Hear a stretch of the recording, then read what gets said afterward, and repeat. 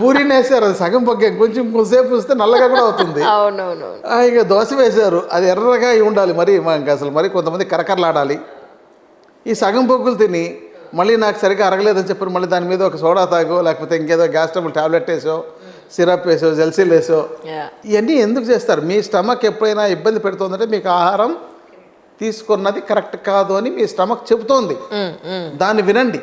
అది వినకుండా మీరు ఇలా చేస్తే ఇది ఇప్పుడు ఏంటంటే ఇంకొకటి ఏంటంటే మనకు ఈ అవుట్ సైడ్ విధానంతో ఇప్పుడు మార్నింగ్ ఇంకేదైనా కూరలో పప్పులో ఇవన్నీ చేయాలంటే సమస్యని ఇడ్లీ పిండి ఉంటే డెక్క పెట్టచ్చు, లేకపోతే దోశ ఉంటే పోసేసి ఒక చట్నీ వేసి చేయొచ్చు అని అనుకుంటున్నారు. ఇది మార్నింగ్ వాళ్ళు లేవగానే స్టమక్ చాలా ఎంటీగా ఉంటుంది కాబట్టి ఇలాంటి ఆహార పదార్థాలు సరైనవి కావు. మీకు ప్రకృతి నేచురల్గా డైజెస్ట్ చేసి రెడీమేడ్గా అందిస్తుండేది ఏంటంటే పళ్ళు. అవి తినండి, బాగుంటుంది. ముందు అవి తిని దాని మీద మీకు ఆకలిస్తే అప్పుడు ఏదో ఇడ్లీయో లాంటివో తినండి. కాబట్టి ఇలా ఆహారాన్ని మార్పు చేసుకుంటూ వస్తే బాగుంటుందండి. ఇంత ఈ ఆహారం మీద ఇప్పుడు ఈ ఆహారం చాలా మందికి ఇవన్నీ అవసరం లేదండి. మాకు ఆ రోగాలకు మాకు ఇప్పుడు అదే మీకు మీరు లైవ్ పెట్టినారనుకోండి, నాకు మోకాళ్ళ నొప్పులు ఏం చేయాలని ఒకరు, నడుము నొప్పి ఉంటే ఏం చేయాలని ఒకరు, నేను లైవ్ ప్రోగ్రామ్ చాలా అటెండ్ అయ్యాను.